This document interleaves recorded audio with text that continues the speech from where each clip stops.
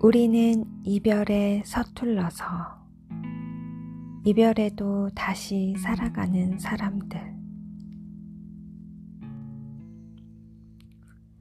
오래된 낡은 습관 같은 커피가 식어간다. 한 모금 한 모금 준엽과의 지난 시간을 곱씹어 본다. 중요하지 않은 시시콜콜한 이야기들까지 서로에게 들려주고 싶어 하던 사랑스러운 날들이 있었지만 이제는 입을 다물어 버렸다. 어디서부터 문제였을까? 어디서부터 엇갈린 걸까? 나도 너도 모르는 사이에 우린 이만큼 멀어져 버렸다. 한마디의 주고받음도 없이 각자 다른 곳을 바라보며 식어버린 커피 같은 각자의 마음을 헤아려 본다. 20살, 대학교에 입학하여 처음으로 떠난 학과 MT에서 준엽이를 만났다. 1박 2일 MT에서 우리는 같은 조였고 흑기사를 자처하며 내 술을 마셔주던 모습에 나는 너에게 빠져들었다. 낯선 상황에 어리바리 하고 있는 나를 너는 선뜻 도와주었다. 우리는 자연스럽게 연애를 시작했고 늘 붙어 다녔다. 모두의 부러움을 받고 있다고 느껴졌다. 대부분의 수업도 같이 들었고 꼭 잡은 손은 떨어질 줄 몰랐다. 준엽이가 입대했을 때에도 나는 고무신을 거꾸로 신지 않고 기다렸다.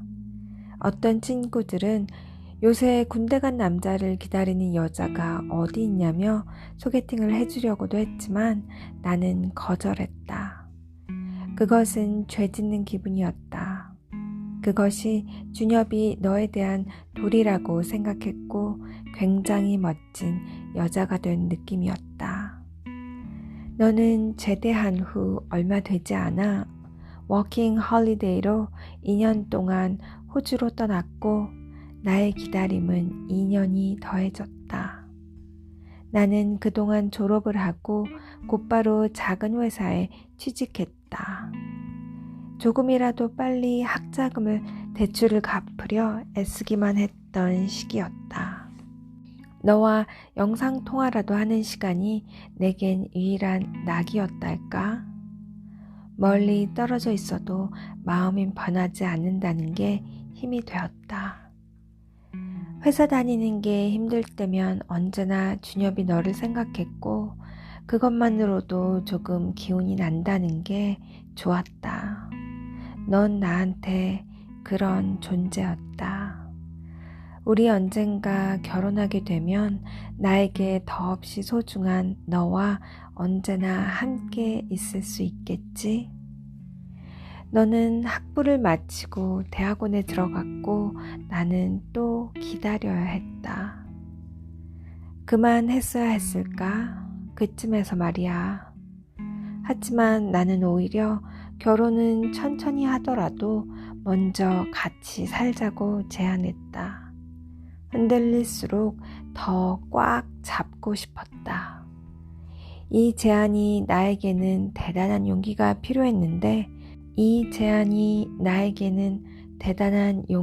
필요했는데 너는 그마저도 거절했지. 나는 왜 이렇게 바보 같았을까? 29살 가을, 나는 내 삶이 행복한 적이 없었다는 걸 깨달았다. 나에게는 어제도 오늘도 기다림으로 점철된 하루들이었다. 내일도 크게 다르지 않을 거라는 생각에 난 멍해지고 말았다. 준엽이 너의 경험을 통해 대리만족을 할 수 있어서 좋은 점도 있었다. 나는 늘 가난해서 이 자리밖에 있지 못했지만 너의 자의는 아닐지라도 군대로 완벽한 자의로 워킹 홀리데이와 대학원으로 자유로이 날아가는 듯 보였다. 항상 어딘가로 떠나버릴 것 같았고 나는 어렴풋한 불안감을 늘 가지고 있었다. 나는 물질적으로, 심리적으로 모두 안정적인 삶을 원하는데 너는 항상 변화로 가득한 삶을 살고 있었다. 준엽아, 나는 이제 뭐라도 해야 할 것 같거든. 29이라는 나이가 나를 더 불안하게 해서 견딜 수가 없다. 그래서 나는 드디어 헤어지자고 말했다. 준엽이는 나를 붙잡았다. 대학원 생활을 마치고 취직해서 같이 살자고 했다. 그때까지만 기다려달라고. 사랑하니까 기다려달라고. 너는 왜 기다려달라고 하는 걸까? 나는 또 널 기다리기로 했다. 동갑내기 친구들은 결혼하고 이제는 대부분 아기도 낳았다. 친구들 SNS에는 온통 아기 사진인데 풍경과 음식 사진밖에 올리지 못하는 내가 초라했다. 내가 좋아하는 사진을 올린 건데도 내 사진들은 아기 사진을 올릴 수 없어서 사선으로 선택한 것들 같았거든. 그러면서도 사랑하니까 기다려달라는 말을 계속 떠올렸다. 그 말은 정말 기뻤다. 준엽이가 취업을 하면서 차를 사고 나니 우린 정말 어른의 연애를 하는 것 같았다. 뚜벅이 생활이 줄었고 우리 사이의 떨림도 줄었다. 그래도 의리가 있지. 그때까지만 해도 우리의 미래에 대한 희망을 완전히 놓지는 않았다. 그런데 사람은 한순간에 지쳤다는 걸 아나 봐.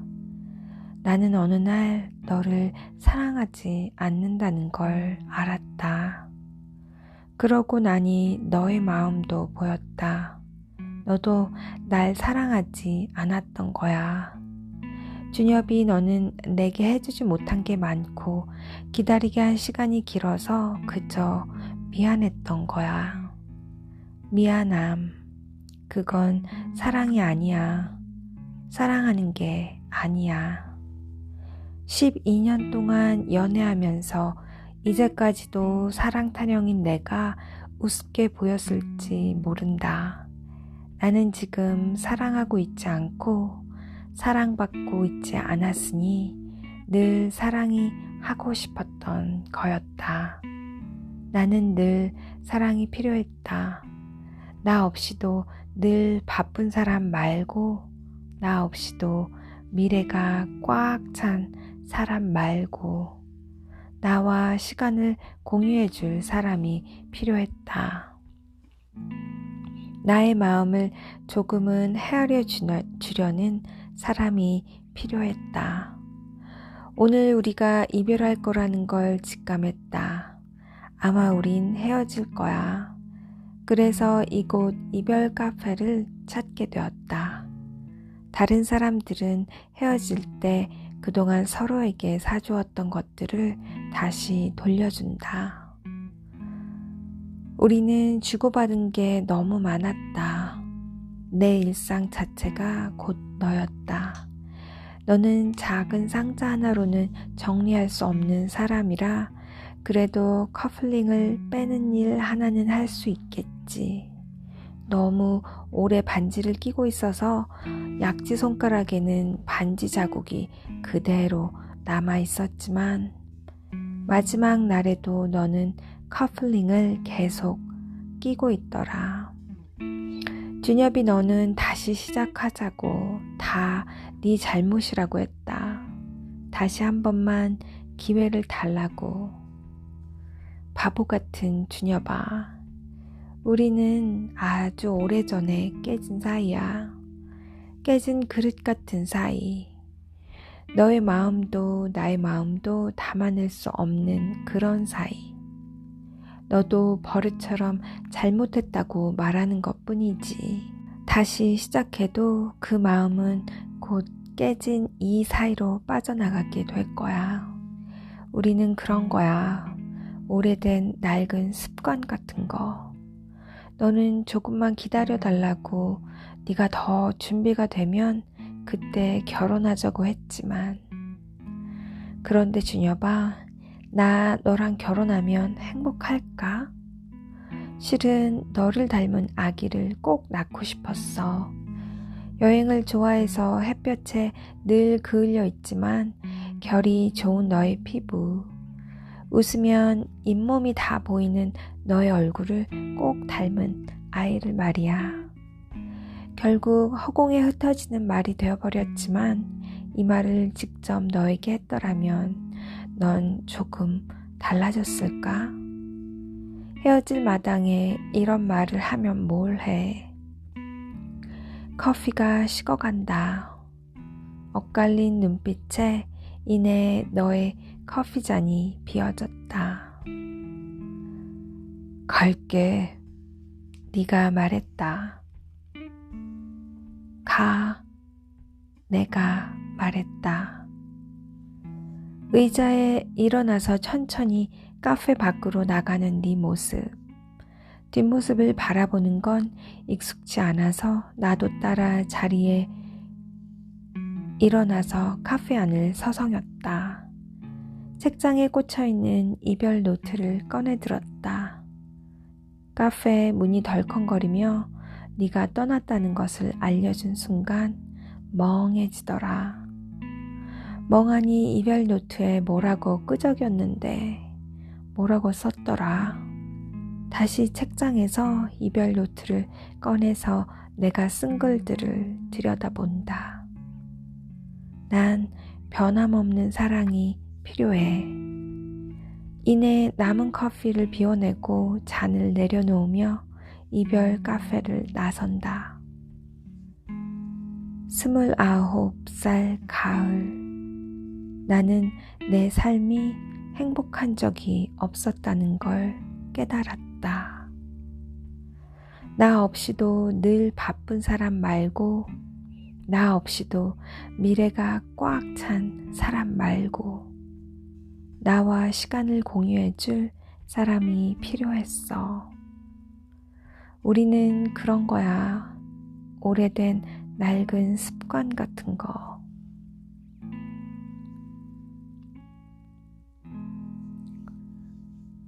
미안하지만 설레기도 해.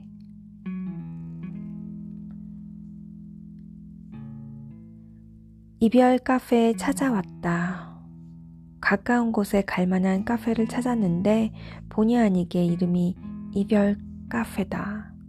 내 마음에 와닿을 수밖에 없는 이곳의 문을 열고 들어섰다.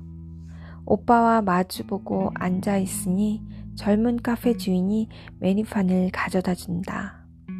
오빠는 그새를 참지 못하고 카페 주인의 얼굴에 부딪힐 기세로 자기 얼굴을 들이밀고 탐색전을 벌인다. 눈 깜짝할 사이에 벌어진 이 상황에 잠깐 당황한 주인은 가까워진 오빠의 얼굴과 거리를 두며 미소를 짓고 바라봐준다. 이런 일이 한두 번도 아니라 나는 당황스럽지도 않다. 오빠, 그만해. 사장님 놀라시겠다. 사장님, 죄송합니다. 대신 죄송하다고 말씀드린다. 괜찮다며 자리를 뜨는 카페 주인의 모습이 여느 때 사람들과는 다르게 느껴졌다. 오빠는 어느새 메뉴판을 뚫어지게 쳐다보고 있다. 오빠, 먹고 싶은 거 골라봐. 초코빙수랑 타르트 사주세요. 초코빙수 타르트 먹고 싶어요. 초코빙수 타르트. 알았어. 한 번만 말해도 돼. 카운터에 가서 초코빙수랑 타르트, 아메리카노 한 잔을 주문했다. 오빠는 초코빙수와 타르트가 나올 때까지 그 말을 멈추지 않을 것이다. 초코빙수, 타르트. 오빠는 키 182cm, 몸무게 80kg의 건장한 체격이고 나이는 나와 1살 터울로 38살이지만 정신 연령은 7세 수준이다. 평생 어린아이와 같다. 오빠는 남들이 말하는 조금 느린 아이였다. 자폐성 장애를 어떻게 설명할 수 있을까? 자기만의 세상에 살고 있다고 해야 할까? 오빠가 나와 조금 다르다는 것은 어릴 때부터 어렵지 않게 알 수 있었다. 엄마는 내게 오빠와 같이 장난감을 가지고 놀라고 했다. 하지만 오빠는 장난감을 가지고 도망을 갔지 한 번도 동생인 나와 놀아주지 않았다. 내가 가지고 놀고 있으면 발로 밟고 부숴버리거나 빼앗아가기 일쑤였다. 나도 장난감 가지고 놀고 싶다고 하면 엄마는 늘 오빠를 이해하라고 했다. 오빠는 내가 아주 어렸을 때 아빠와 엄마는 이혼했고 우리는 엄마와 살았다. 나는 알 것 같았다. 분명히 아빠는 말썽 부리는 오빠가 힘들어서 도망갔을 거라고. 엄마 아빠와는 성격 차이로 이혼했다고 말했지만 나는 믿지 않았다. 어릴 때부터 오빠 때문이라고 생각했고 그 생각이 변할 만한 계기는 없었다. 아빠는 오빠의 장애를 견디지 못하고 이혼으로 새로운 삶을 시작한 것이다. 아빠는 엄마와 헤어졌다기보다 오빠와 헤어진 것이고 지금의 나와 같은 심정이었을 것이다. 유치원은 특수반 선생님이 있는 곳으로 다녔다. 유치원이 끝나고 집에 돌아오면 이틀간 엄마 대신에 내가 오빠를 돌보았다. 초등학교, 중학교, 고등학교에 들어가서도 오빠는 항상 내 몫이었다. 그나마 숨을 돌릴 수 있는 건 오빠가 활동 보조인 아주머니와 치료센터나 복지관을 다녀올 때였다. 오빠는 언어치료, 음악치료, 심리운동의 수영장도 다녔다. 활동 보조인 아주머니가 함께하지 못하는 날은 엄마가 일을 일찍 마치고 오빠를 데리러 갔다. 나는 방과 후 수업과 수학학원 하나 다니는 게 다인 반면 오빠는 여러 활동들을 하러 다니는 게 내심 부러웠다. 오빠가 언젠가 다 나으면 엄마가 나에게도 오빠만큼의 관심을 가져줄지, 친구들의 오빠처럼 우리 오빠도 동생을 챙겨주는 든든한 오빠가 되어줄지 기대하고 또 기대했다. 그날은 언제쯤 올 수 있는 것인지 불안하게 기다렸다. 학교에 가지 않는 날은 늦잠을 자고 싶어도 내 침대 위에 올라와 쿵쿵 뛰어대는 오빠 때문에 그러기도 쉽지 않았다. 산책하러 나가면 아무데나 뛰어가는 오빠를 놓치지 않기 위해 항상 팔짱을 끼고 걸었다. 신호등을 볼 줄 몰라서 오빠는 빨간불이어도 갑자기 뛰어가 버렸다. 오빠를 붙잡지 못해서 아찔했던 순간이 한두 번이 아니었다. 집으로 혼자 찾아오는 것도 기대할 수 없어서 갑자기 오빠가 달려가 버리면 어떻게든 쫓아가야 했다. 오빠가 그럴 때마다 너무 창피하고 답답한데도 엄마는 꼭 오빠와 산책을 다녀오게 하고 함께 심부름을 보내고는 했다. 그러면서 맛있는 반찬은 늘 오빠 먼저였다. 밥은 밥이고 밥에 반찬을 곁들여 먹는 거라고 아무리 알려줘도 소용이 없었다. 오빠는 소시지 반찬이 있으면 소시지를 다 먹을 때까지 멈추지 않고 먹었다. 그리곤 밥은 가장 나중에 먹는 시기였다. 너무 얄미워서 밥 숟가락으로 오빠 이마를 탁 하고 때리고 싶었다. 그러지도 못하고 신경질이 나서 숟가락을 내려놓고 방에 들어가 버리면 오빠는 들어와 동생 울지 마 하며 아끼던 사탕을 하나 내밀었다. 더 화가 났다. 병 주고 약 주는 것이었다. 어린 마음에 제일 속상했던 것은 오빠는 공부를 하지 않는 것이 상관없었지만 나는 자꾸만 혼이 나는 것이었다. 마음을 잡고 공부하려 해도 오빠는 TV를 너무 크게 틀어놓곤 했다. 음악방송을 틀어놓고 고래고래 노래를 따라 부르며 춤추는 모습도 싫었다. 오빠가 아무리 날 방해해도 혼나는 건 나였다. 시끄러워. 좀 조용히 좀 해. 내가 오빠에게 꽥 소리 지르던 면 엄마는 곧장 내 등짝을 때렸다. 오빠는 장애가 있으니까 네가 이해해라. 오빠를 이해하라는 말이 제일 지겨웠다. 속상한 일만 있었던 것은 아니었다. 기분 좋은 날들도 있었다. 오빠가 다니는 장애복지관이라는 곳에서 가족 프로그램을 이용할 수 있었다. 그곳에서 나처럼 장애가 있는 오빠나 동생을 둔 다른 가족들과 친구들을 만났다. 우리 말고도 장애가 있는 다른 가족들이 있다는데 왠지 모르게 위로를 받았다. 꽃을 심기도 하고 꽃을 활용하여 소품을 만드는 원예 활동도 해보았고 수영장에서 마음껏 놀기도 하고 요리 활동 시간을 통해 내가 만든 것을 내 몫으로 먹을 수 있어서 좋았다. 그곳에서는 내가 누릴 수 있는 분명한 나의 몫이 있었다. 어느 날 나는 오빠 손을 놓아버린 적도 있었다. 그날은 오빠의 나아지지 않는 날들이 더는 견디기 힘들었던 날로 갑자기 찾아왔다. 오빠는 어느덧 나보다 키도 몸짓도 커버려서 더 이상 내 힘으로 제어할 수 없었다. 그때도 여느 때와 다름없이 팔짱을 끼고 있었는데 순간 나는 오빠가 달려갈 것을 감지했다. 무섭기도 했지만 나는 묘한 희열감도 느껴졌다. 집에 오빠가 없는 것을 알고 엄마는 얼굴이 잿빛이 되어 나를 다그쳤다. 엄마에게 오빠가 너무 빨리 달려가서 잡지 못했다고 말했다.